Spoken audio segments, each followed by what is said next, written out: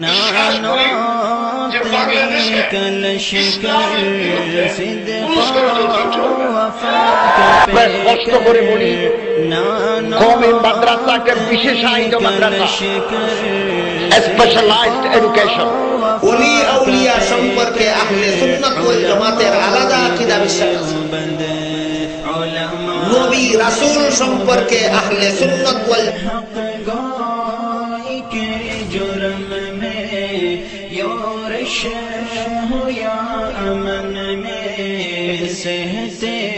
লেকচারটি উপস্থাপন করেছে কাউমি চ্যানেল। সামাজিক যোগাযোগ মাধ্যমে কাউমি চ্যানেল, facebook.com/কাউমি চ্যানেল। বিসমিল্লাহির রহমানির রহিম। দক্ষিণ পূর্ব এশিয়ার হাদিস শাস্ত্রের প্রাণপুরুষ, আলেম কুল শিরোমণি, ঐতিহাসিক বাবরি মসজিদ লং মার্চের সফল নেতা, এদেশের ইসলামী আন্দোলনের জীবন্ত কিংবদন্তি শাইখুল হাদিস আল্লামা আজিজুল হক দামাত বারাকাতুহুমের সুযোগ্য উত্তরসূরি, সময়ের সাহসী সন্তান, বিপ্লব প্রিয় লক্ষ্য তরুণের হৃদয়ের স্পন্দন, তাগুতের বিরুদ্ধে চলমান আন্দোলনের অগ্রসৈনিক, ঐতিহ্যবাহী ইসলামী বিদ্যাপীঠ জামিয়া রহমানে আরবের সুনামধন্য মুহাদ্দিস, দেশ বরেণ্য মুফাসসিরে কুরআন হযরত মাওলানা মামুনুল হক সাহেবের গুরুত্বপূর্ণ বয়ান। আসসালামু আলাইকুম ওয়া রাহমাতুল্লাহ।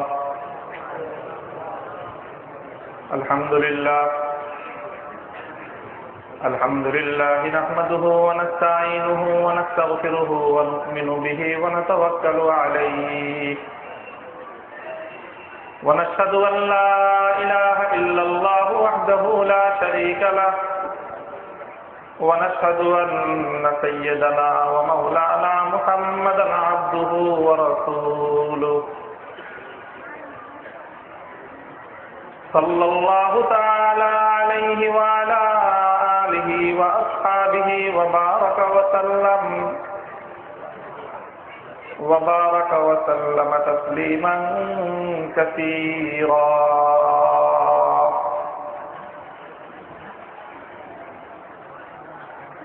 أما بعد فأعوذ بالله من الشيطان الرجيم.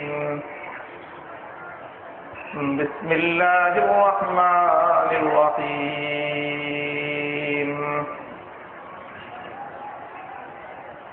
يا أيها الذين آمنوا كتب عليكم القصاص في القتلى الحر بالحر والعبد بالعبد والأنثى بالأنثى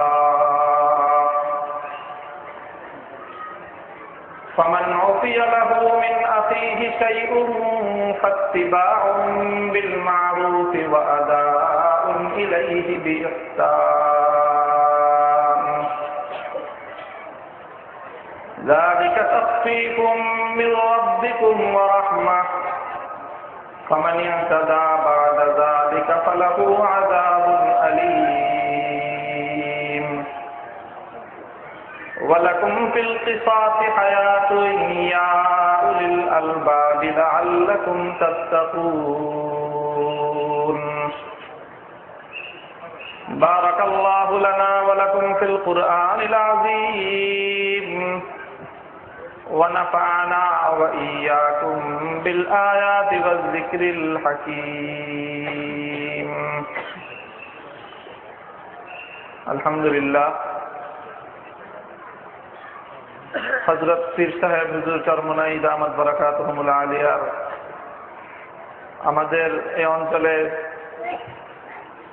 সাত মসজিদ চত্বরে শুভাগমন ঘটছে। বর্তমান পীর সাহেব হুজুরের যে ওয়ালেদ, ওনার আব্বাজান রহমতুল্লাহ আলাই, তিনি আমাদের এখানে একাধিকবার তাশরীফ এনেছেন এবং এই মাহফিলে, এই জায়গায় অনেকবার মাহফিলও করেছেন। আমরা যখন ছাত্র ছিলাম, মরহুম পীর সাহেব হুজুরের হযরত শাইখুল হাদিস দামাত বারাকাতুহুম সহ এই মঞ্চে এইখানে মাহফিল হয়েছে, আমরা সেই দৃশ্য দেখার সৌভাগ্য লাভ করেছি। আজকে মরহুম পীর সাহেব হুজুর নাই, ওনার স্থলাভিষিক্ত ওনার সাহেবজাদা বর্তমান পীর সাহেব হুজুর দায়িত্বপ্রাপ্ত হওয়ার পর এই প্রথম আমাদের এখানে আসতেছেন। এই আগমন অবশ্যই এই এলাকাবাসীর জন্য একটা সৌভাগ্যের বিষয়। আল্লাহ পাক রব্বুল আলামিন তার এই আগমনকে এই এলাকাবাসীর জন্য হেদায়েত এবং রহমতের জরিয়া হিসেবে কবুল করেন। কাজেই মাহফিলের যে আয়োজন, মাহফিলের যে উদ্দেশ্য, যেই লক্ষ্য, সেগুলোতে ইনশাআল্লাহ পীর সাহেব হুজুরি বলবেন। আমরা স্থানীয় ব্যক্তি হিসেবে, স্বাগতিক আলোচক হিসেবে মাহফিলগুলো আমরা যে উদ্দেশ্যে করে থাকি, আমরা সকলেই একই সূত্রে গাথা। হাক্কানী সিলসিলার যারা আছে আমরা সকলেই একই সূত্রে গাথা, আমরা সকলে এক দস্তরখানের মানুষ। তো আমাদের মাহফিলগুলো যে সকল উদ্দেশ্যে হয়, তার মধ্যে একটা উদ্দেশ্য তো হলো, এবং বড় উদ্দেশ্য তো হলো আল্লাহ ভোলা মানুষগুলোকে আল্লাহর সাথে সম্পৃক্ত করে দেওয়া। এছাড়াও এটা তো হলো মৌলিক উদ্দেশ্য। এই উদ্দেশ্যের সাথে সাথে আরো কিছু বিষয় আমাদের মাহফিলগুলোতে থাকে। সমাজের মধ্যে ইসলামের কথাগুলোকে সুন্দরভাবে তুলে ধরা। সাধারণ মানুষ যারা আহলে ইলম, উলামায়ে কেরাম, বুজুর্গানে দ্বীনের সংস্পর্শে আসার তেমন একটা সুযোগ পান না, সেই সকল মানুষের কাছেও, সে সকল এলাকাবাসীর কাছে ইসলামের বক্তব্য এবং ইসলামের সৌন্দর্য তুলে ধরা, এগুলো আমাদের মাহফিলগুলোর একটা উদ্দেশ্য। সেই হিসেবে সমকালীন এবং চলমান যে সকল বিষয় আছে, সেই বিষয়গুলোতেও ইসলামের বক্তব্য এবং ইসলামী আদর্শের শ্রেষ্ঠত্ব, এগুলো তুলে ধরাটাও আলেম ওলামাদের দায়িত্বের মধ্যে পড়ে। সেই হিসেবে বর্তমানে বহুল আলোচিত আমাদের দেশের একটা প্রেক্ষাপটকে সামনে রেখে কোরআন এবং হাদিসের গুরুত্বপূর্ণ একটা বিষয় আমি আপনাদের সামনে কিঞ্চিত আলোচনা করতে চাই। সময় খুব বেশি দীর্ঘ হবে না, মাহফিলও খুব লম্বা হবে না। পীর সাহেব হুজুর ইনশাআল্লাহ আলহামদুলিল্লাহ চলে আসছেন, এসার পরপরই হযরতের বয়ান হবে। তো এর আগে সংক্ষিপ্তভাবে আমি আপনাদের সামনে একটা প্রসঙ্গের অবতারণা করতে চাই। আল্লাহ পাক রব্বুল আলামিন পবিত্র কোরআনে কারীমের মধ্যে মানব জীবনের জন্য যাবতীয় সকল দিক নির্দেশনা দিয়ে রেখেছেন। নবী আকরাম সাল্লাল্লাহু আলাইহি ওয়াসাল্লাম নবুয়তের 23 বছরের জিন্দেগিতে কোরআনে কারীমে বর্ণিত আল্লাহর পক্ষ থেকে প্রেরিত সেই সকল বিধানাবলী বাস্তব জীবনে কিভাবে সেটার প্রতিফলন ঘটবে, সেটা তিনি বাস্তবায়িত করে বিশ্ববাসীর সামনে তার নজির রেখে গেছেন। কোরআনে কারীমের মধ্যে যেই সকল মৌলিক বিধিবিধান রয়েছে, তার মধ্যে গুরুত্বপূর্ণ এবং সবচেয়ে বিশদ আলোচনা হলো ঈমানের আলোচনা, আকীদার আলোচনা, বিশ্বাসের আলোচনা।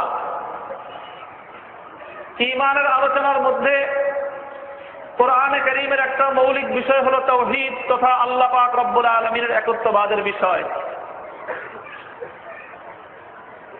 রিসালাতের আলোচনা, আল্লাহ পাক রব্বুল আলামিন জগতে মানব জাতির হেদায়েতের জন্য যত পয়গম্বর প্রেরণ করেছেন, সেই সমস্ত পয়গম্বরদের ইতিহাস, তাদের কর্মকাণ্ড, তাদের কার্যক্রম এবং তারা কিভাবে মানব জাতিকে হেদায়েতের পথে আহ্বান জানিয়েছেন, সেই বিষয়গুলো আলোচনা করা হয়েছে। ঠিক তেমনি ভাবে মানুষের জীবন যে এই দুনিয়ার জীবনেই সীমাবদ্ধ নয়, এই দুনিয়ার পরে মানুষকে এক অনন্ত জীবনের মুখোমুখি হতে হবে। এমন এক জীবন মানুষকে যাপন করতে হবে যেই জীবনের শুরু আছে কিন্তু যার কোনো সমাপ্তি নাই, তথা আখিরাতের জিন্দেগি, সেই আখিরাত সম্পর্কেও কোরআনে কারীমের বিশদ আলোচনা। তাওহীদ, রিসালাত এবং আখিরাত, এই নিয়ে কোরআনে কারীমের ঈমান সম্পর্কিত আলোচনা। ঠিক তেমনি ভাবে ঈমান সম্পর্কে যেমনি ভাবে কোরআন আলোচনা করেছে, ঈমানের পাশাপাশি ইবাদত সম্পর্কে কোরআনে কারীমের ভিন্ন আলোচনা রয়েছে। মানুষ কিভাবে ইবাদত বন্দেগী করবে, নামাজ পড়বে কিভাবে, রোজা রাখবে কিভাবে, হজ করবে, যাকাত দিবে, এই সকল জিহাদ করবে ইত্যাদি এই সকল বিষয়গুলিতে এটা হলো কোরআনে কারীমের আলোচনা আরেকটা চ্যাপ্টার বিষয়। ঈমান এবং ইবাদতের মতো মানুষ ব্যবসা বাণিজ্য কিভাবে করবে, লেনদেন কিভাবে করবে, ট্রানজেকশন মানুষের কিভাবে হবে, একের সাথে অপরের এক্সচেঞ্জ কিভাবে হবে, লেনদেন আদান প্রদান কিভাবে হবে, সেই বিষয়েও কোরআনে কারীমের একটা গুরুত্বপূর্ণ অধ্যায় রয়েছে। সারা কোরআন জুড়ে মুআমালাত তথা মানুষের লেনদেন সংক্রান্ত আলোচনা। ঠিক তেমনি ভাবে মানুষের পারস্পরিক আচার আচরণ ব্যবহার কেমন হবে, মানুষের নিজের ধর্মের মুসলমানদের সাথে কি আচরণ হবে, অন্য ধর্মাবলম্বীদের সাথে মুসলমানদের কি আচরণ হবে, বাবা মায়ের সাথে কি আচরণ হবে, সন্তানের সাথে কি আচরণ হবে, পাড়া প্রতিবেশীদের সাথে কি আচরণ হবে ইত্যাদি যাবতীয় বিষয়েও আচার আচরণ সংক্রান্ত কোরআনে কারীমের একটা আলোচনার বিষয় মুআশারাত তথা সামাজিক জীবন যাপন পদ্ধতি। এই বিষয়গুলো প্রত্যেকটাই কোরআনে কারীমের মৌলিক আলোচ্য বিষয়। ঈমান যেরকম কোরআনে কারীমের একটি মৌলিক আলোচ্য বিষয়, ইবাদত যেরকম ঈমানের মৌলিক একটি আলোচ্য বিষয় কোরআনের, মানুষের ব্যবসা বাণিজ্য লেনদেন মুআমালাত যেরকম কোরআনে কারীমের একটি মৌলিক আলোচ্য বিষয়, মুআশারাত তথা আখলাক আচার আচরণ বিষয়ে দিক নির্দেশনা দেওয়া যেমন কোরআনে কারীমের একটি মৌলিক আলোচ্য বিষয়, ঠিক তেমনি ভাবে দুনিয়ার সমাজ এবং রাষ্ট্র ব্যবস্থা কিভাবে পরিচালিত হবে এবং সেই সমাজ রাষ্ট্রের মধ্যে মানব সমাজের মধ্যে মানুষ যেন সুন্দরভাবে সুখের সাথে শান্তিপূর্ণভাবে যেন সমস্ত মানুষ বসবাস করতে পারে, প্রত্যেকটি মানুষের ফান্ডামেন্টাল রাইট মৌলিক অধিকারগুলো যেন যথাযথভাবে প্রতিফলিত হয়, তার জন্য পবিত্র কোরআনে কারীমের একটা ভিন্ন এবং সুবিস্তারিত আলোচ্য বিষয় কোরআনে কারীমের রয়েছে।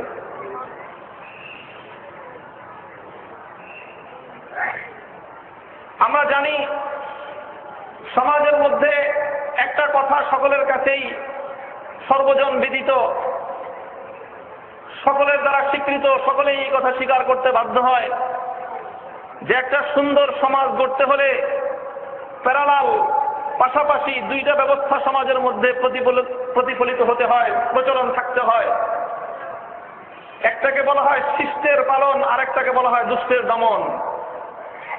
একটা হলো সমাজের মধ্যে ভালো কাজকে উৎসাহিত করার একটা ব্যবস্থা থাকতে হয়, সমাজের মানুষ যেন ভালো কাজ করে সেই ভালো কাজকে উৎসাহিত করা, সমাজের মধ্যে ভালো কাজকে অনুপ্রাণিত করা, সমাজের মধ্যে ভালো কাজকে প্রতিষ্ঠিত করার জন্য যাবতীয় ব্যবস্থা একটা সমাজের মধ্যে থাকতে হয়। এটা যেমন থাকতে হয় ঠিক তেমনি ভাবে সমাজের মধ্যে অনিষ্ট এবং দুষ্ট চক্র যেন দানা বেঁধে উঠতে না পারে, সমাজের মধ্যে যেন অন্যায় এবং অবৈধ কার্যক্রম যেন পরিচালিত হতে না পারে, এই জন্য সমাজের মধ্যে দুষ্টের দমনের একটা নীতি এটাও প্রতিপালিত হইতে হয়।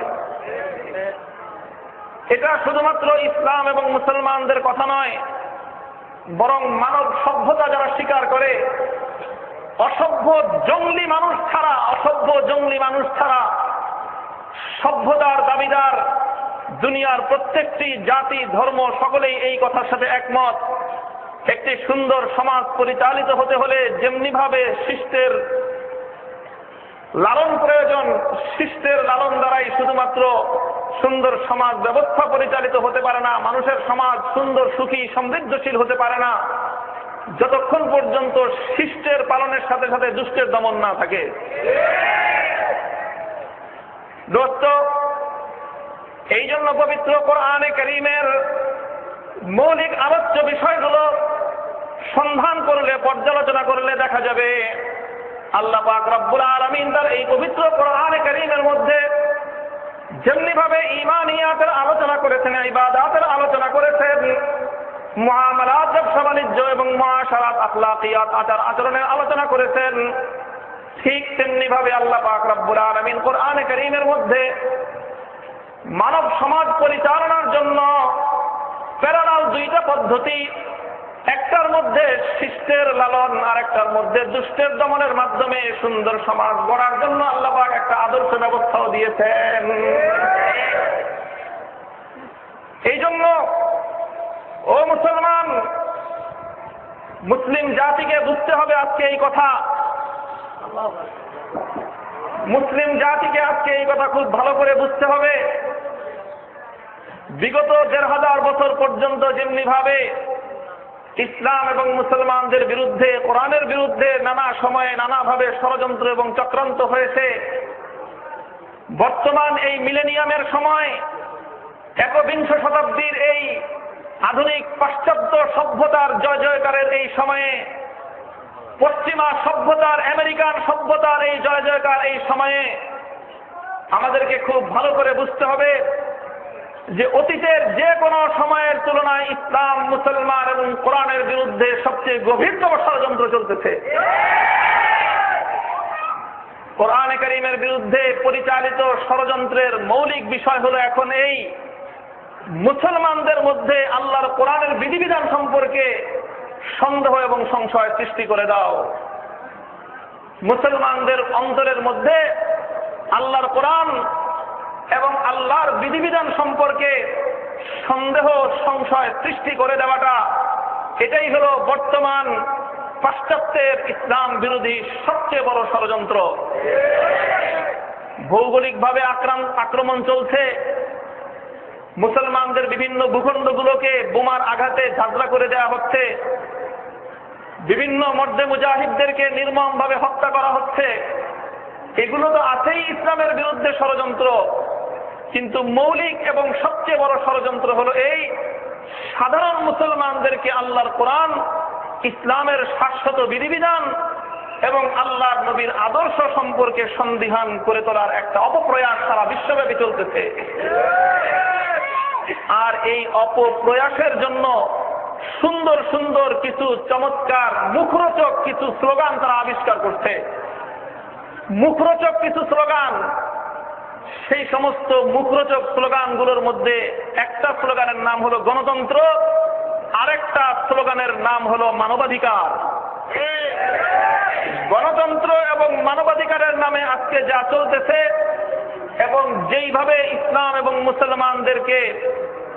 মুসলমানদেরকে ইসলামের আদর্শ থেকে দূরে সরানোর জন্য মুসলিম জাতির সাধারণ সদস্যদেরকে ইসলামের বিধিবিধান সম্পর্কে সন্দিহান করে তোলার জন্য গণতন্ত্র এবং মানবাধিকারের স্লোগান তুলে যা কিছু করা হচ্ছে, তার যদি পোস্ট মর্টেম করা হয়, সেটার যদি যথাযথ বিশ্লেষণ করা হয়, তাহলে দেখা যাবে যে আসলে পাশ্চাত্য কর্তৃক গণতন্ত্রের নামে আজকে সারা দুনিয়াব্যাপী সাম্রাজ্যতন্ত্র চাপিয়ে দেওয়া হচ্ছে।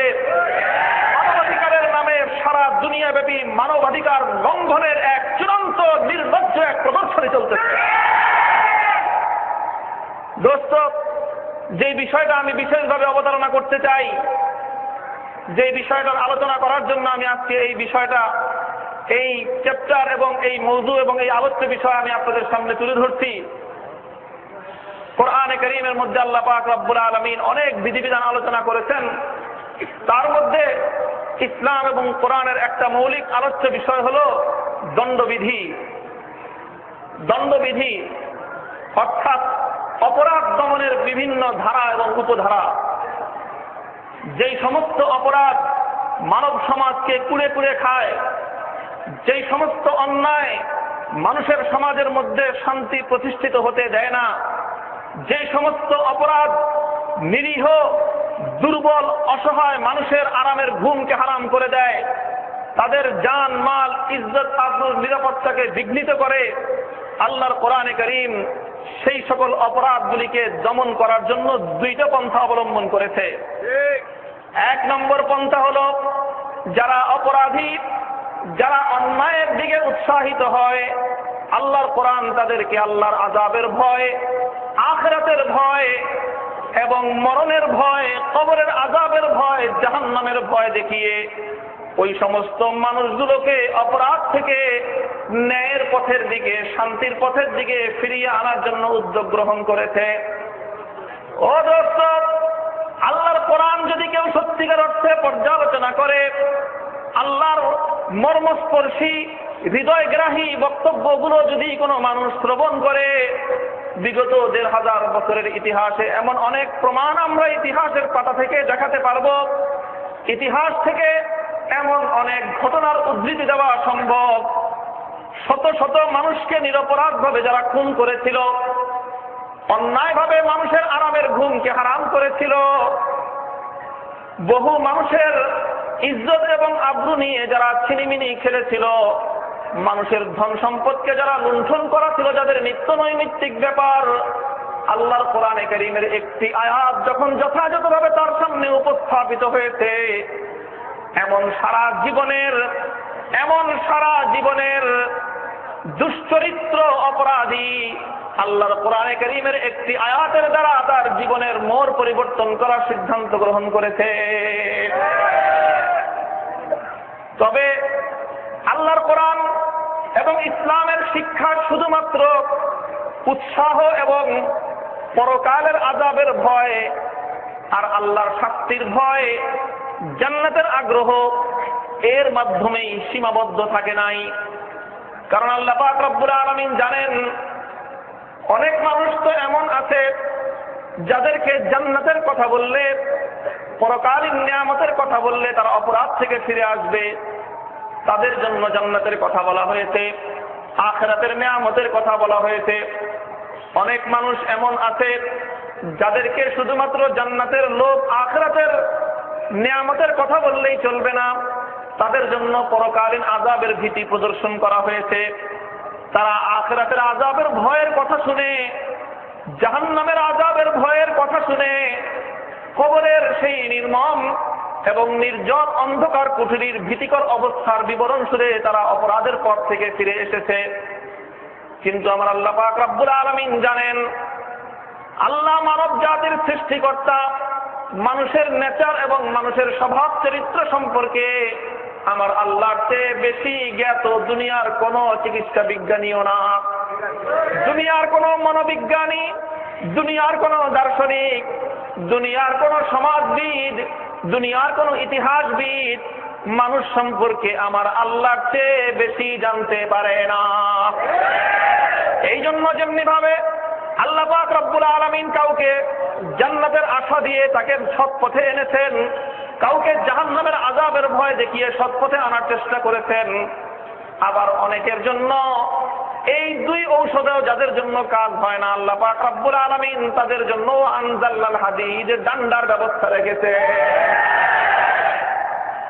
আল্লাহ পাক রব্বুল আলামিন সমাজের অসহায় মানুষের, সমাজের শান্তিপ্রিয় মানুষের মৌলিক অধিকারগুলো, তাদের জীবনের নিরাপত্তা, তাদের মালের নিরাপত্তা, তাদের ইজ্জতের নিরাপত্তা, এই সমস্ত নিরাপত্তাগুলো প্রতিষ্ঠার জন্য সমাজে প্রচলিত মৌলিক যে সকল অপরাধগুলি আছে, প্রত্যেকটি অপরাধের জন্য আল্লাহর কোরআনে কারীমের মধ্যে মৌলিক শাস্তির দণ্ডবিধি বর্ণনা করা হয়েছে।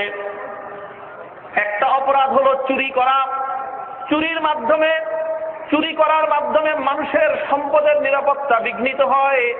এই জন্য আল্লাহর কোরআনের মধ্যে চুরির অপরাধের জন্য শাস্তির ধারা বর্ণিত হয়েছে, আত-তারিকু ওয়াত-তারিকাতু ফাকতাউ আইদিয়াহুমা। চোর যদি চুরি করে, চুরির অপরাধ যদি একটা মূল্যবান সম্পদ পরিমাণ হয়, একটা সংরক্ষিত জায়গা থেকে যদি চুরি হয়, চুরির অপরাধ যদি আদালতের সামনে যথাযথ সাক্ষীর মাধ্যমে প্রমাণিত হয় এবং আদালতের মধ্যে যদি আল্লাহর বিচার ব্যবস্থা প্রতিষ্ঠিত হয়, তাহলে বিচারক আল্লাহর আইন অনুযায়ী বিচার করবে। ফাকতাউ আইদিয়াহুমা, চোর নারী হোক পুরুষ হোক, চোরের হাত কেটে দেওয়া হবে। একজন চোরের হাত একবার কাটা যেতে পারে, কিন্তু একবার এক চোরের হাত কাটার দ্বারা দুনিয়ার লক্ষ কোটি মানুষের শান্তির ঘুম তারা নিশ্চিত লাভ করতে পারবে, তাদের সম্পদের অধিকার প্রতিষ্ঠিত হবে। এই জন্য চুরির বিধান আল্লাহ পাক রব্বুল আলামিন কোরআনের মধ্যে বর্ণনা করেছেন। চুরির পরে আছে ডাকাতির অপরাধ। যদি কেউ ডাকাতি করে, ডাকাতি করার দ্বারা একদিকে যেমনি ভাবে মানুষের সম্পদের নিরাপত্তা বিঘ্নিত হয়, অপরদিকে মানুষের জীবনের নিরাপত্তাও বিঘ্নিত হয়। সন্ত্রাস যারা করে, চাঁদাবাজি যারা করে, এই তিন শ্রেণীর মানুষের জন্য, সন্ত্রাসীদের জন্য, চাঁদাবাজি হাইজ্যাকারদের জন্য এবং ডাকাতদের জন্য আল্লাহ পাক রব্বুল আলামিন আল্লাহর কোরআনের মধ্যে শাস্তির বিধান বর্ণনা করেছেন। ইন্নামা জাযাউল্লাযীনা ইউহারিবুনাল্লাহা ওয়া রাসূলাহু। এরপরে আছে মানুষের ইজ্জতের নিরাপত্তা। কোন নারীর যদি ইজ্জত এবং সম্ভ্রমকে লুণ্ঠন করে, অথবা কোন নারী বা পুরুষের উপর যদি কেউ অমূলকভাবে অন্যায়ভাবে ধর্ষণ করার, জেনা করার অপবাদ দেয়, কেউ যদি ধর্ষণ করে অথবা অন্য কাউকে যদি ধর্ষণের অপবাদ দেয়, তাহলে আল্লাহর কোরআন মানুষের ইজ্জত হেফাজত করার জন্য, মানুষের সম্মান এবং মানবীয় মর্যাদা রক্ষা করার জন্য আল্লাহর কোরআন তার জন্য শাস্তির বিধান দিয়েছে। দোস্ত, একটা একটা করে এভাবে বর্ণনা করতে গেলে সর্বশেষ আছে মানুষের জীবনের নিরাপত্তার প্রশ্ন। খুনি চক্র, হত্যাকারী চক্র, সন্ত্রাসী চক্র, অপরাধী চক্র একটা সময় গিয়ে যে কোনো কারণে নিরপরাধ মানুষকে হত্যা পর্যন্ত তারা করে। হত্যার কারণে, হত্যাকাণ্ডের কারণে মানুষের জীবনের নিরাপত্তা বিঘ্নিত হয়। গোটা সমাজের মানুষ তাদের জীবনের নিরাপত্তা নিয়ে তারা উদ্বিগ্ন হয়ে যায়। এই জন্য আল্লাহ পাক রব্বুল আলামিন গোটা মানব সভ্যতাকে, মানব সমাজকে এই উদ্বেগের হাত থেকে মুক্তি দেওয়ার জন্য আল্লাহ পাক রব্বুল আলামিন কোরআনে কারীমের মধ্যে বিধান বর্ণনা করেছেন। ইয়া আইয়ুহাল্লাযীনা আমানু কুতিবা আলাইকুমুল কিসাসু ফিল কাতলা। ও দুনিয়ার মানব জাতি, আল্লাহ পাক রব্বুল আলামিন তোমাদের কেউ যদি হত্যা করে, হত্যা করার কারণে আল্লাহ পাক রব্বুল আলামিন কোরআনে কারীমের মধ্যে সেই হত্যাকারীর শাস্তি নির্ধারণ করে দিয়েছেন। তার শাস্তি হলো এই, হত্যার বদলে তাকে হত্যা করা হবে। এবং আল্লাহ পাক রব্বুল আলামিনের কোরআন এক্ষেত্রে চমৎকারভাবে একটি দর্শন দিয়েছে। আল্লাহর কোরআন বলেছে, ওয়ালাকুম ফিল কিসাসি হায়াতুন ইয়া উলিল আলবাব। হত্যার বদলে যেই হত্যা করা হয়, বাহ্যিকভাবে যদিও দেখা যায় এতে একজন মানুষের জীবন গেল, কিন্তু আল্লাহর কোরআন বলতেছে বাহ্যিকভাবে যদিও দেখা যায় যে একজন মানুষের জীবন গেল, কিন্তু আসলে এই জীবন গেল না, বরং একটি জীবনের মাধ্যমে, একটি জীবনের পতনের মাধ্যমে হাজার হাজার লক্ষ লক্ষ জীবনের নিরাপত্তা প্রতিষ্ঠিত হলো। ওয়ালাকুম ফিল কিসাসি হায়াতুন ইয়া উলিল আলবাবি লাআল্লাকুম তাত্তাকুন। ও দুনিয়ার চিন্তাশীল মানুষেরা, চিন্তা করে দেখো, হত্যাকারী যদি নির্বিঘ্নে হত্যা করার সুযোগ পায়, তার মধ্যে যদি কোনো ভয় ভীতি না থাকে, নিজেকে আইনের সম্মুখীন হতে হবে এই আশঙ্কা এবং এই ভয় যদি কোনো হত্যাকারীর মধ্যে না থাকে, তাহলে সেই হত্যাকারী কতটা দুর্ধর্ষ হয়ে উঠতে পারে, কতটা ভয়ঙ্কর হয়ে উঠতে পারে। ওই ভয়ঙ্কর এবং দুর্ধর্ষ হত্যাকারী সন্ত্রাসীকে নির্মূল করে গোটা মানব সমাজের নিরীহ মানুষের জীবনের নিরাপত্তা বিধান করার জন্য আমার আল্লাহ ঘোষণা করলেন, শাশ্বত ঘোষণা, কিয়ামত পর্যন্তের জন্য ঘোষণা, ওয়ালাকুম ফিল কিসাসি হায়াত। আল্লাহর কোরআনের কিসাসের বিধানের মধ্যে হত্যার বিনিময়ে হত্যা, এই বিধানের মাধ্যমে আমার আল্লাহ পাক রব্বুল আলামিন দুনিয়ার তাবৎ নিরীহ অসহায় মানুষের জীবনের নিরাপত্তা প্রতিষ্ঠা করেছেন। হত্যার বিনিময়ে হত্যা, এইভাবে একটার পরে একটা কোরআনে কারীমের অনেকগুলি দণ্ডবিধি রয়েছে। দোস্ত, বিশেষ করে যে বিষয়টা আমি এখন একটু আলোচনা করতে চাই, কোরআনে কারীমের মধ্যে যে হত্যার বদলে হত্যার শাস্তি, মৃত্যুদণ্ড দেওয়া হয়েছে, এই বিষয়টার একটু আলোচনা, কারণ এই বিষয়টা নিয়ে বর্তমানে ব্যাপক আলোচনা চলতেছে। বর্তমান দুনিয়াতে যারা হত্যাকারী এবং তাদের হত্যাকাণ্ডের এই অপরাধ সন্দেহাতীতভাবে আদালতের সামনে প্রমাণিত হওয়ার পরেও সেই হত্যাকারীর ব্যাপারে কি ব্যবস্থা গ্রহণ করা যায়, এই ব্যাপারে পৃথিবীতে বর্তমানে 3টা পদ্ধতি প্রচলিত আছে। কয়টা পদ্ধতি? তিনটা পদ্ধতি প্রচলিত আছে পৃথিবীর দেশ দেশে। পৃথিবীর পাশ্চাত্যের বেশ কিছু দেশ যারা নিজেদেরকে মানবতাবাদী এবং মানবাধিকারের পক্ষের শক্তি বলে উচ্চ কণ্ঠে যারা ঘোষণা করে, এই ধরনের বেশ কিছু রাষ্ট্রের মধ্যে হত্যাকারীর জন্য তাদের যেখানে যে ব্যবস্থা সেটা হলো এই যে তাকে হত্যা করা হবে না। তাকে কি করা হবে না? হত্যা করা হবে না, তার বিরুদ্ধে মৃত্যুদণ্ড দেওয়া হবে না। কেন মৃত্যুদণ্ড দেওয়া হবে না? তাদের বক্তব্য এবং তাদের কনসেপ্ট হলো এই যে মৃত্যুদণ্ড দেওয়া এটা একটা অমানবিক বিষয়। মৃত্যুদণ্ড দেওয়া কি একটা অমানবিক বিষয়। এই অমানবিক বিষয় হওয়ার কারণে পাশ্চাত্যের কোন কোন উন্নত দেশগুলোতে মৃত্যুদণ্ডের কোনো বিধান নাই। এই জন্য অপরাধীকে, হত্যাকারীকে তারা মৃত্যুদণ্ড দেয় না, বেশির চেয়ে বেশি যাবজ্জীবন দেয়। যাবজ্জীবন দেওয়ার অর্থ হলো এই, জেলখানার মধ্যে তাকে লালন পালন করে সুন্দরভাবে তার জীবনের নিরাপত্তা দিয়ে খাওয়া পড়ার সুন্দর আয়োজন করে তাকে জেলখানার মধ্যে লালন পালন করা হয়। এটা হলো একটা ব্যবস্থা।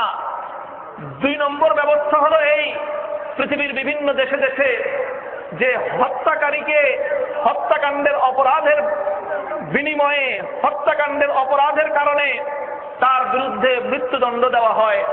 এরকম দেশই পৃথিবীতে বেশিরভাগ দেশ। সেই সকল দেশগুলোতে যেখানে হত্যাকাণ্ড অপরাধ করার কারণে মৃত্যুদণ্ড দেওয়া হয়, সেই সমস্ত দেশগুলোতে মৃত্যুদণ্ড কার্যকর করার নানা রকম পদ্ধতি আছে।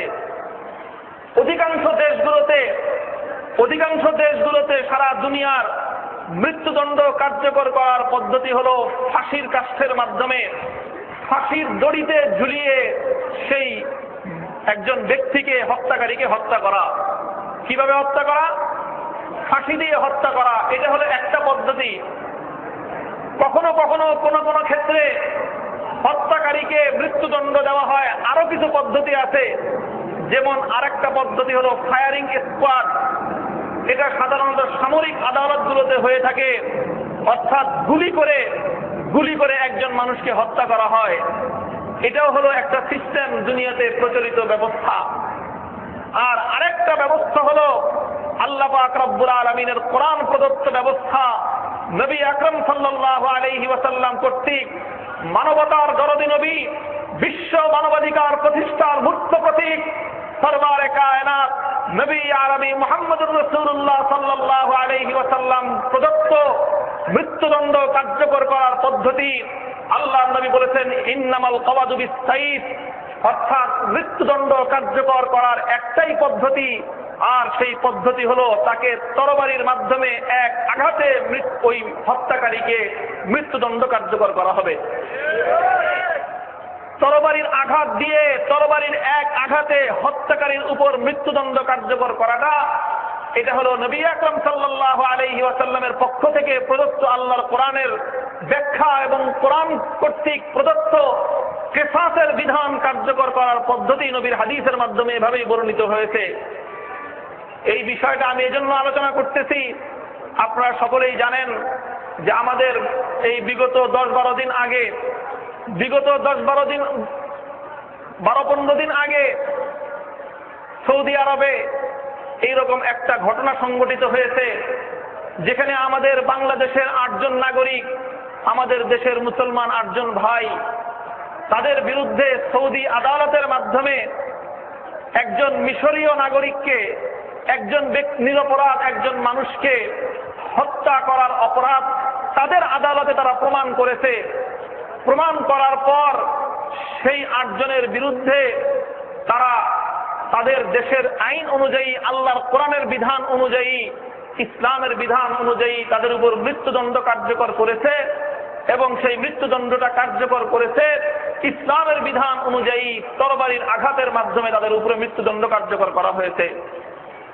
এই ঘটনা বাংলাদেশের জাতীয় পত্র পত্রিকাগুলোতে, মিডিয়াগুলোতে ফলাও করে প্রচারিত হওয়ার পর আমাদের দেশের সুশীল সমাজ নামে একটি শ্রেণী, বুদ্ধিজীবী নামে একটি শ্রেণী এবং মুক্ত বুদ্ধির চিন্তাকারী নামে একটি শ্রেণী, নাস্তিক মুরতাদ নামে একটি শ্রেণী এই ঘটনার পর ইসলামের বিধিবিধান সম্পর্কে তারা সোচ্চার কণ্ঠে আল্লাহর কোরআনের বিরুদ্ধে বিষোদগার করা শুরু করেছে।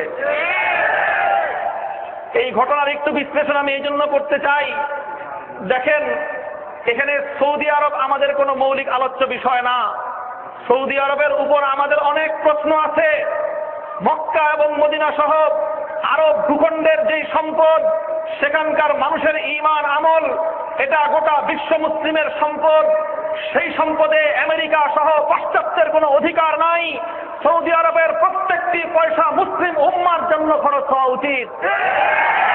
কিন্তু সেখানকার অনেক অন্যায়ভাবে সৌদি আরবের মক্কা এবং মদিনার আরব ভূখণ্ডের পবিত্রত্বের সম্পদ লুটেরা আমেরিকা বাহিনী তারা সেখান থেকে চুরি করে নিয়ে যায়।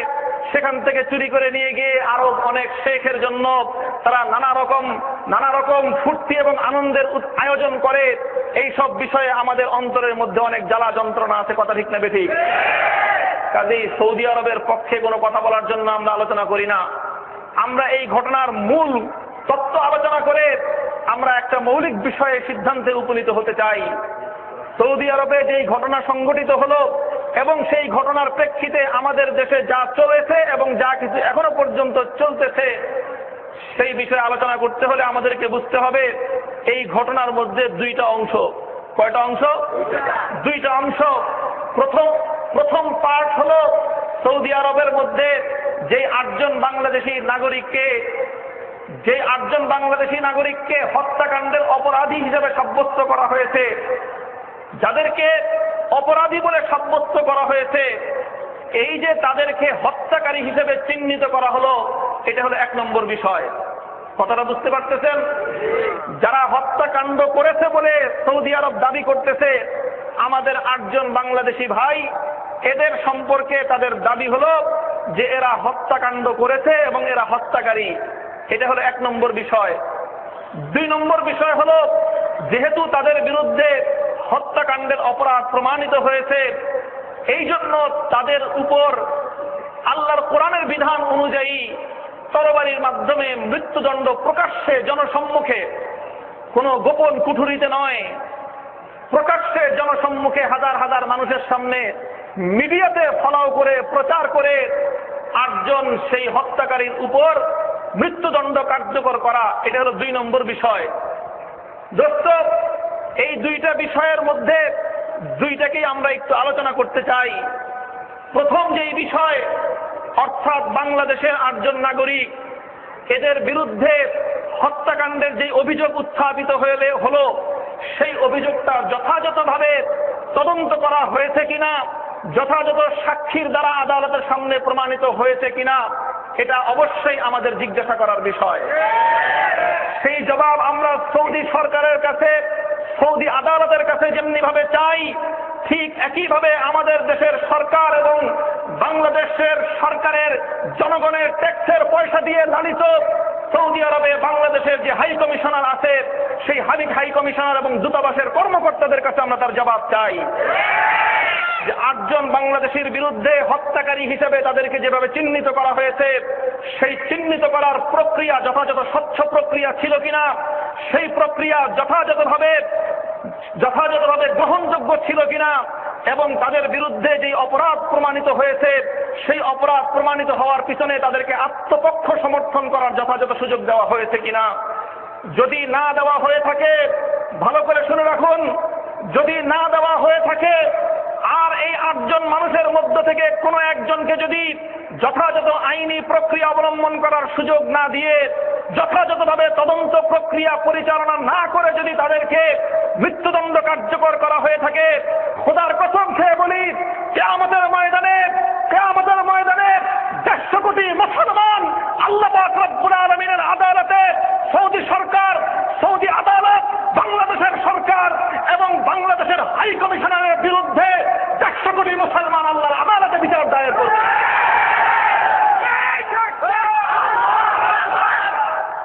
কাজেই এটার বিষয়ে মুসলমানদের কথা পরিষ্কার।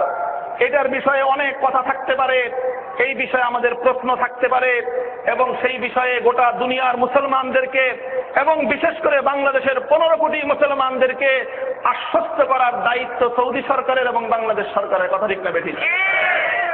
কাজে এই বিষয়ে আমাদের প্রশ্ন এবং এই বিষয়ে আমরা এখন আশ্বস্ত হতে চাই যে এই বিষয়টা যথাযথভাবে করা হয়েছে কিনা। 2 নম্বর বিষয় হলো এই, যদি এটা হয়ে থাকে, এটা হয়েছে কিনা আমরা জানি না, যদি এটা হয়ে থাকে তারপরে 2 নম্বর বিষয় হলো এই, তাদের বিরুদ্ধে যেইভাবে মৃত্যুদণ্ড কার্যকর করা হলো, অর্থাৎ তাদেরকে প্রকাশ্যভাবে জনসম্মুখে মিডিয়াতে প্রচার করে হাজার হাজার মানুষের সামনে তরবারির দ্বারা আঘাত করে তাদেরকে মৃত্যুদণ্ড দেওয়া হয়েছে, মৃত্যুদণ্ড কার্যকর করা হয়েছে।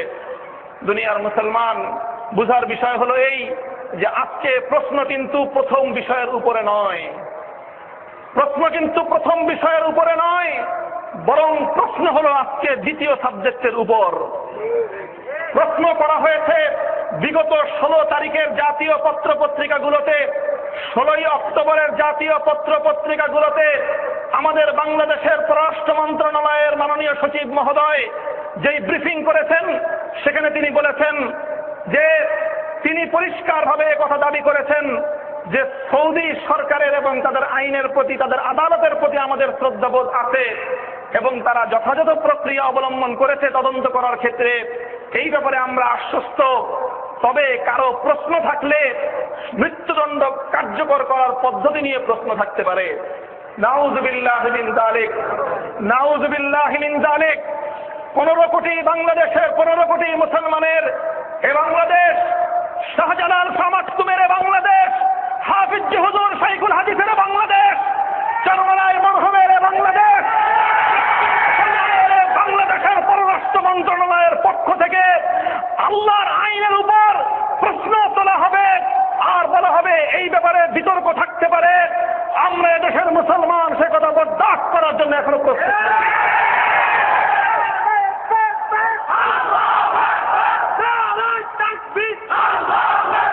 আমাদের পরিষ্কার কথা হলো এই, প্রশ্ন থাকলে প্রথম ক্ষেত্রে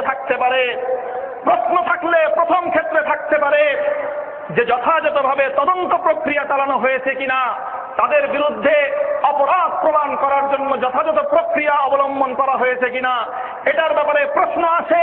আমার প্রশ্ন আছে, আমি সেই প্রশ্নের জিজ্ঞাসা জানতে চাই, আমি স্যাটিসফ্যাকশন চাই, আমি আমার ইন্ডিভিজুয়াল স্যাটিসফ্যাকশন চাই, ব্যক্তিগত আমি এই ব্যাপারে আমি পরিপূর্ণ আশ্বস্ত হতে চাই। বাংলাদেশের 16 কোটি মুসলমান এ ব্যাপারে আশ্বস্ত হতে চায়।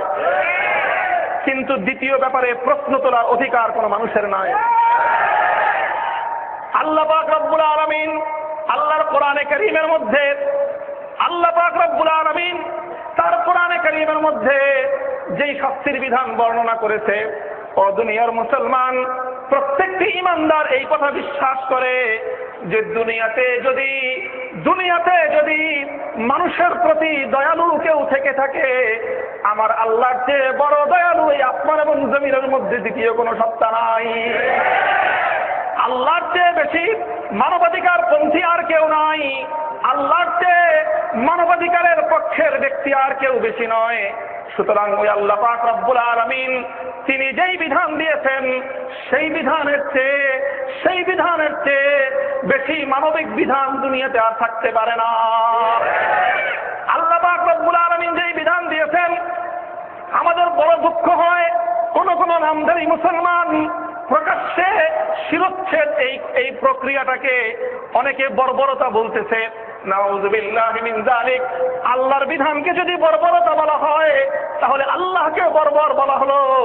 ও দুনিয়ার মানুষ, চিন্তা করে দেখো, তুমি যদি তোমার মাওলাকে বর্বর বলো, তুমি যদি তোমার সৃষ্টিকর্তাকে বর্বর বলো, তাহলে তোমার চেয়ে বড় বর্বর এবং অসভ্য আল্লাহর এই জমিনে কেউ নাই।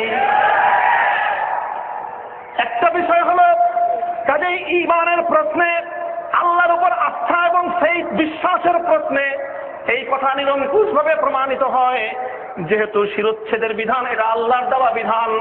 তরবারির মাধ্যমে প্রকাশ্যভাবে মৃত্যুদণ্ড কার্যকর করার বিধান যেহেতু আল্লাহর বিধান, এটা যেহেতু রাহমাতুল লিল আলামিন নবী আরবি মুহাম্মদুর রাসূলুল্লাহ সাল্লাল্লাহু আলাইহি ওয়াসাল্লাম কর্তৃক প্রদত্ত বিধান, সুতরাং আমরা ঈমানের কারণে ঈমান যেহেতু আমাদের বুকে আছে, আল্লাহ এবং তার রাসূলের উপর যেহেতু আমাদের আস্থা আছে, আল্লাহ এবং তার রাসূলের উপর যেহেতু আমাদের কোনো সন্দেহ নাই, সংশয় নাই, এই জন্য দুনিয়ার তাবৎ বিশ্বাসী মুসলমান আমরা একথা বিশ্বাস করি যে আল্লাহর কোরআনের বিধানের চেয়ে, রাহমাতুল লিল আলামিনের বিধানের চেয়ে বেশি মানবিক বিধান দুনিয়াতে অন্য কোনো বিধান থাকতে পারে না।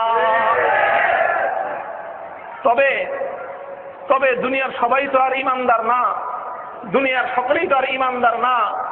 যাদের ঈমানের কথায় যাদের চিরা ভিজে না, যাদের মন গলে না, ঈমানের কথা বললে, আল্লাহ এবং তার রাসূলের কথা বললে, কোরআনের কথা বললে তাদের যুক্তিতে ধরে না, তারা মুক্ত বুদ্ধির চিন্তায়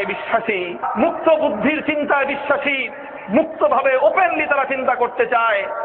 আমরা বলতে চাই, একদিকে যেমনি ভাবে বিশ্বাস এবং ঈমানের ভিত্তিতে এ কথা নিরঙ্কুশভাবে প্রমাণিত আল্লাহর বিধান, সুতরাং এটা মানবিক বিধান, আল্লাহর বিধান কল্যাণকর বিধান, আল্লাহর বিধান জগতের শ্রেষ্ঠ বিধান, কথা ঠিক না ঠিক? তাছাড়া শুধুমাত্র ঈমানের ভিত্তিতেই নয়, যুক্তির ভিত্তিতেও, তোমাদের কনসেপ্ট যুক্তি এবং তর্কের আলোকেও আমরা একথা প্রমাণ করতে সক্ষম যে আলহামদুলিল্লাহ দুনিয়ার প্রচলিত যাবতীয় তাবৎ সমস্ত বিধানের তুলনায় আল্লাহর বিধান আজকের এই আধুনিক যুগেও মানবতার জন্য সবচেয়ে বেশি কল্যাণকারী। বলবেন হুজুর কিভাবে? সবচেয়ে সর্বশেষ আমার আলোচনার বিষয় হলো সংক্ষিপ্ত এই বিষয়টাই আমি আলোচনা করব। আমার সর্বশেষ বিষয় হলো এই যে আমি বলতেছিলাম বর্তমানে মৃত্যুদণ্ড কার্যকর করার যতগুলো পদ্ধতি রয়েছে, এই পদ্ধতিগুলোর মধ্যে মানবরচিত অনেকগুলো পদ্ধতি, আর একটা পদ্ধতি হলো আল্লাহর দেওয়া বিধান। কয়টা আল্লাহর দেওয়া? একটা পদ্ধতি হলো আল্লাহর দেওয়া বিধান, আর অন্য সমস্ত পদ্ধতিগুলো হলো মানবরচিত, মানব মস্তিষ্ক প্রসূত। সাপোজ উদাহরণস্বরূপ আমরা আমাদের দেশের বিধান ধরতে পারি। আমাদের দেশে যারা মৃত্যুদণ্ড পায়, যারা হত্যাকারী বলে আদালতের সামনে যারা প্রমাণিত হয়, তাদেরকে আদালত মৃত্যুদণ্ড দেয়, কথা ঠিক না বেঠিক? আমাদের দেশে মৃত্যুদণ্ড কার্যকর হয় কি হয় না? মৃত্যুদণ্ড প্রতি বছর কার্যকর হয়। তার জ্বলন্ত দৃষ্টান্ত এই বাংলাদেশের মানুষের সামনে অনেক নজির এবং অনেক দৃষ্টান্ত আছে, কথা ঠিক না বেঠিক? আমাদের দেশে মৃত্যুদণ্ড কার্যকর হয় ব্রিটিশ প্রবর্তিত ল, ব্রিটিশের আইন অনুযায়ী।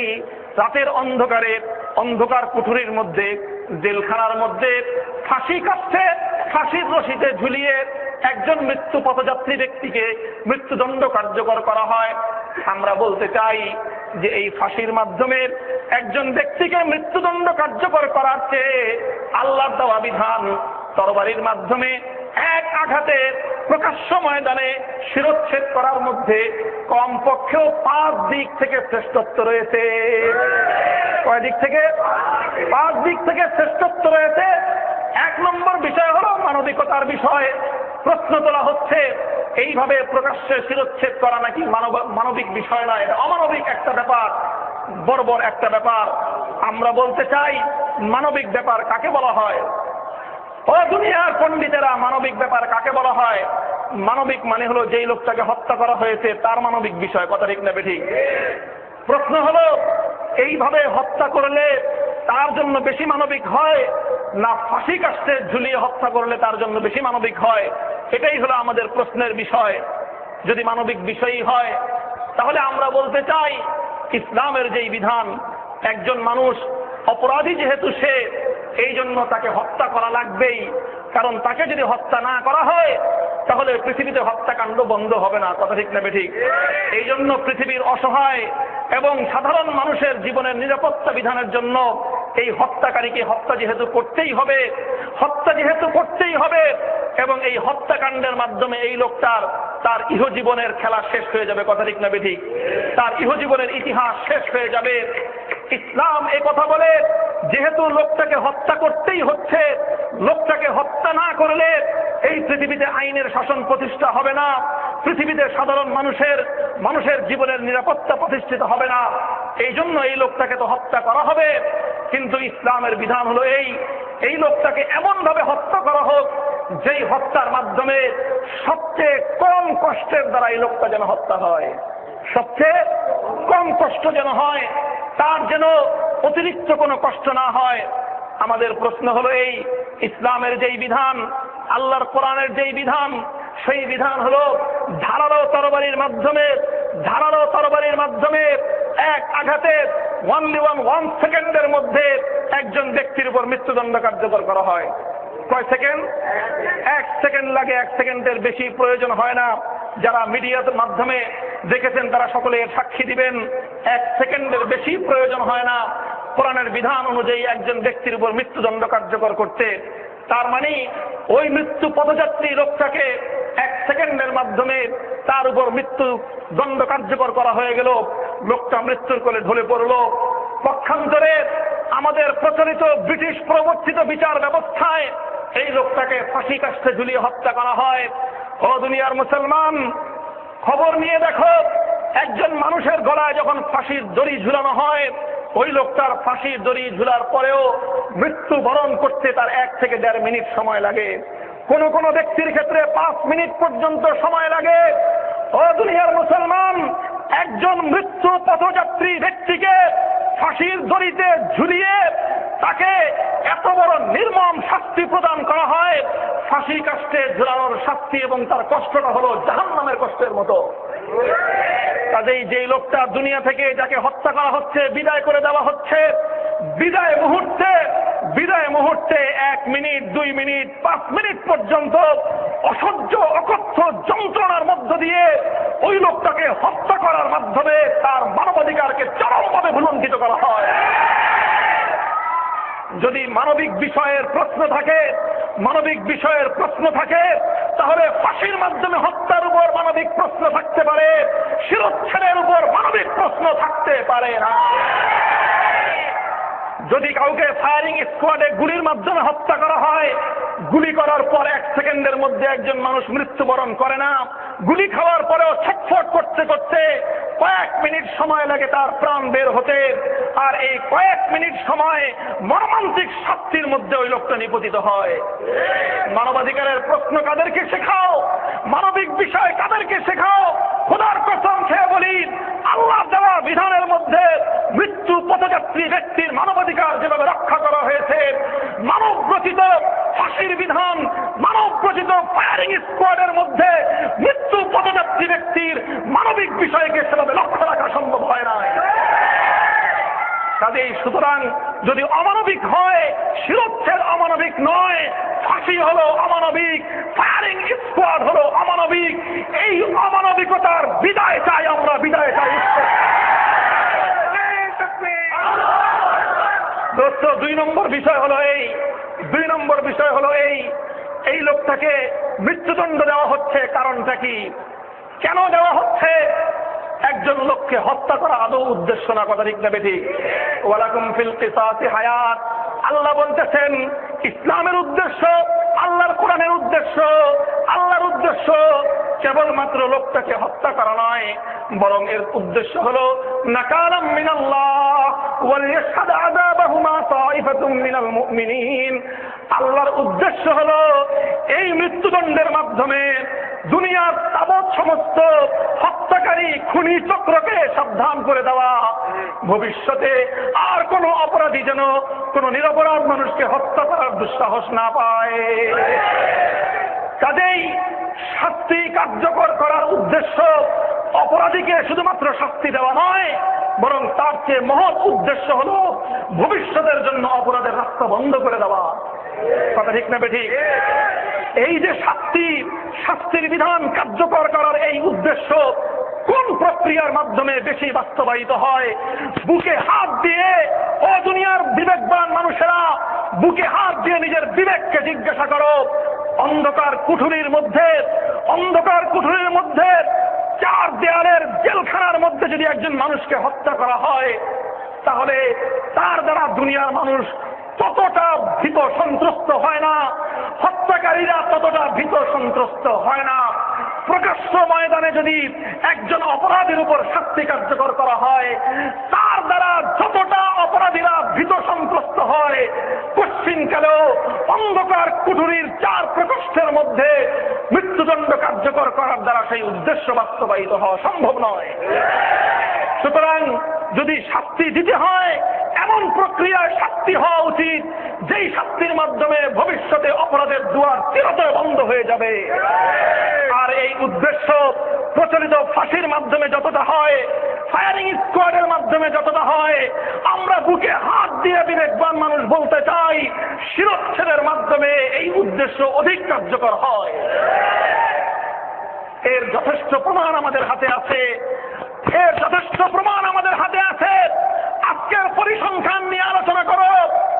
দুনিয়ার মানুষেরা, বিবেকবান মানুষেরা, দুনিয়ার পরিসংখ্যান নিয়ে আজকে আলোচনা করো। পাশ্চাত্যের উন্নত দেশগুলো, যেখানে প্রযুক্তি অনেক উন্নত, প্রতিরক্ষা ব্যবস্থা অনেক উন্নত, তাদের পুলিশ বাহিনী, আর্মি বাহিনী অনেক আধুনিক, সেই সকল দেশে মানব রচিত বিধানের মাধ্যমে মৃত্যুদণ্ড কার্যকর করা হয়। আর কেবলমাত্র সৌদি আরবের মধ্যে এই একটা দেশ, আরো 2-1টা দেশ থাকতে পারে যেখানে আল্লাহর আইন অনুযায়ী মৃত্যুদণ্ড কার্যকর করা হয়। আর এর ব্যবধান হলো এই, দুনিয়াতে পশ্চিমা উন্নত দেশগুলোর চেয়ে সৌদি আরবের মধ্যে আল্লাহর এই আইনের বরকতে সবচেয়ে কম অপরাধ এবং মৃত্যু, হত্যাকাণ্ড সংঘটিত হয়।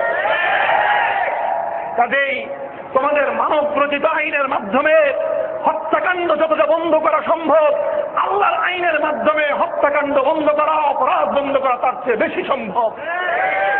3 নম্বর বিষয়, 3 নম্বর বিষয়, আল্লাহর আইন কেন শ্রেষ্ঠ? এই দুইটা হলো জাগতিক দিক থেকে বিশ্লেষণ করলাম, যুক্তির দিক থেকে বিশ্লেষণ করলাম। আর 2টা বিষয় হলো আধ্যাত্মিক বিষয়, পরকালীন বিষয়ে। দুনিয়ার মুসলমান, একজন লোককে তো হত্যা করাই হচ্ছে, একটা অপরাধীকে তো তাকে দুনিয়া থেকে বিদায় করা হচ্ছে, একজন মানুষের জীবনকে শেষ করে দেওয়া হচ্ছে, কারণ তাকে হত্যা করা ছাড়া কোনো বিকল্প নাই। হত্যা করা ছাড়া কোনো বিকল্প না থাকার কারণে তাকে যেহেতু হত্যা করাই হচ্ছে, এই জন্য ইসলামের যে বিধান রয়েছে মৃত্যুদণ্ড শিরচ্ছেদের মাধ্যমে কার্যকর করা, আল্লাহর রাসূল নবী আকরাম সাল্লাল্লাহু আলাইহি ওয়াসাল্লাম হাদিসে পাকের মধ্যে ইরশাদ করেছেন, ফামান আসাবা মিন যালিকা শাইআন ফাউকিবা বিহি ফিদ দুনিয়া ফাহুয়া কাফফারাতুন লাহু ফিল আখিরাহ। ও দুনিয়ার মুসলমান, কোন অপরাধীর উপর যদি আল্লাহর বিধান কার্যকর করা হয়, আল্লাহর দেওয়া মৃত্যুদণ্ডের বিধান যদি শিরচ্ছেদের বিধান কার্যকর করা হয়, তাহলে এর মাধ্যমে ওই অপরাধী ব্যক্তির অপরাধের মৃত্যুর পরে তার অপরাধের পাপ মোচন হয়ে যায়, তার গুনাহ মাফ হয়ে যায়। সে যে হত্যাকাণ্ডের মাধ্যমে একটা জঘন্যতম, পৃথিবীর বর্বরতম কবিরা গুনাহ যে সে করেছিল, এই লোকটাকে যখন হত্যা করাই হলো, যদি আল্লাহর বিধানের মাধ্যমে তাকে হত্যা করা হয়, মৃত্যুদণ্ড কার্যকর করা হয়, তাহলে এই হত্যাকারীকে এতটুকু উপকার করা হবে যে তার এই অপরাধের গুনাহ মাফ হয়ে যাবে। আর যদি ফাঁসির মাধ্যমে হত্যা করা হয়, ফায়ারিং স্কোয়াডের মাধ্যমে হত্যা করা হয়, তাহলে অপরাধীর গুনাহ ক্ষমা হবে, পাপ মোচন হবে, এমন কোনো নিশ্চয়তা নাই। কাজেই যদি আমরা ওই ব্যক্তির মানবিক বিষয় নিয়ে বিবেচনা করি, তার মানবিক বিষয় নিয়ে যদি বিবেচনা করতে হয়, মানব রচিত বিধান নয়, আল্লাহর বিধানের মাধ্যমে তার মৃত্যুদণ্ড কার্যকর করলে এটাই তার জন্য বেশি মানবিক, এটাই তার জন্য বেশি উপকারী। কথা ঠিক না বেঠিক? 4 নম্বর বিষয়। কয় নম্বর?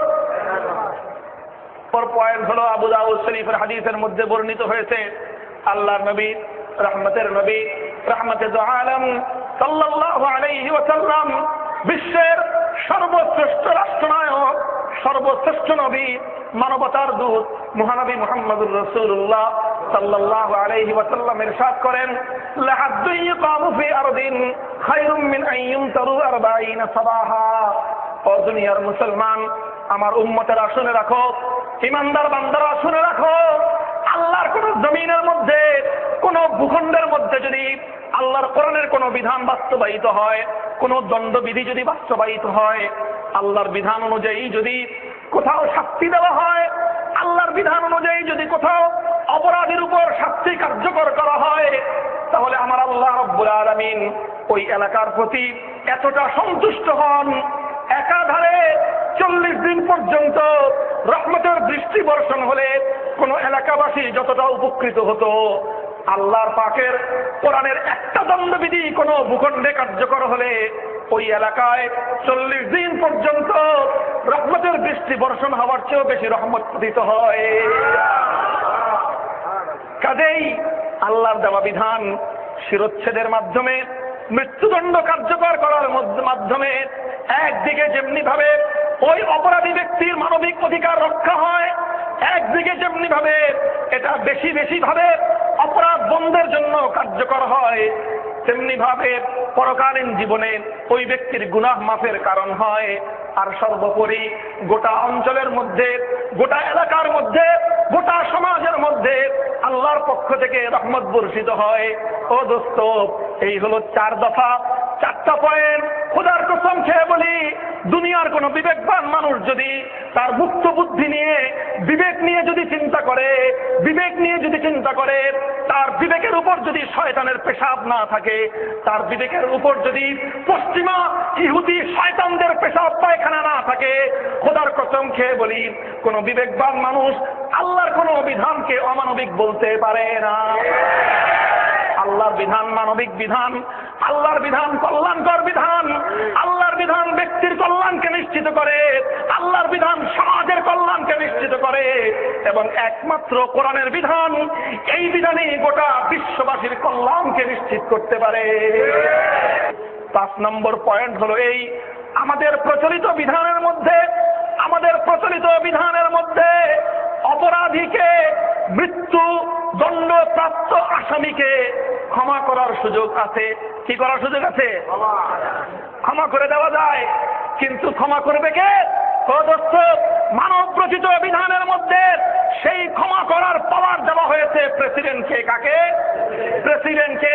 রাষ্ট্রপতি ইচ্ছা করলে অপরাধীকে কোনো কারণ ছাড়া ক্ষমা করতে পারে।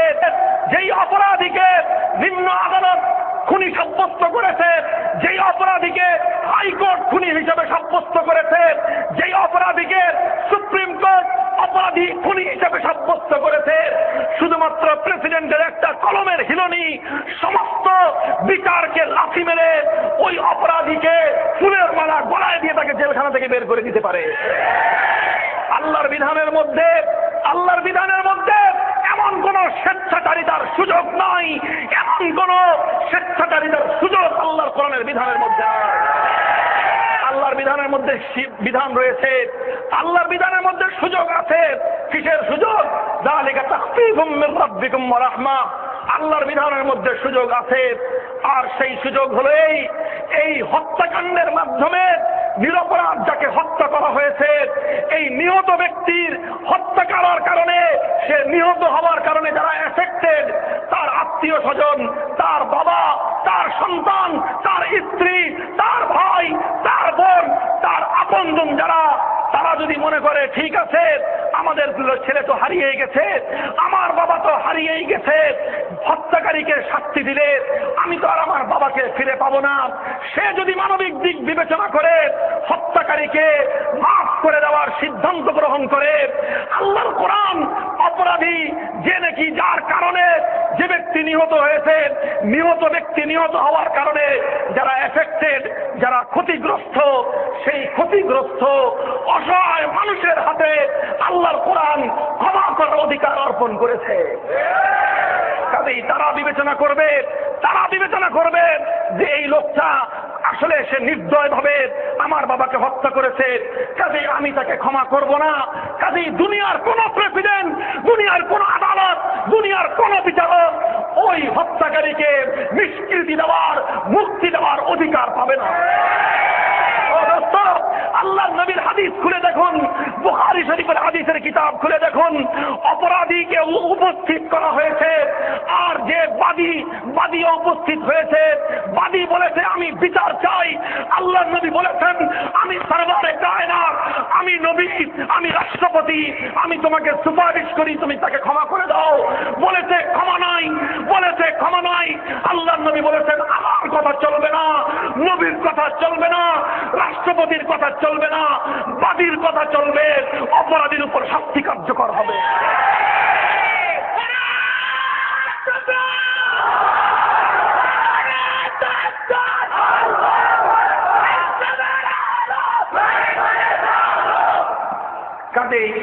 কাজেই ও দুনিয়ার মুসলমান, দুনিয়ার মুসলমান, আমাদেরকে সজাগ হতে হবে।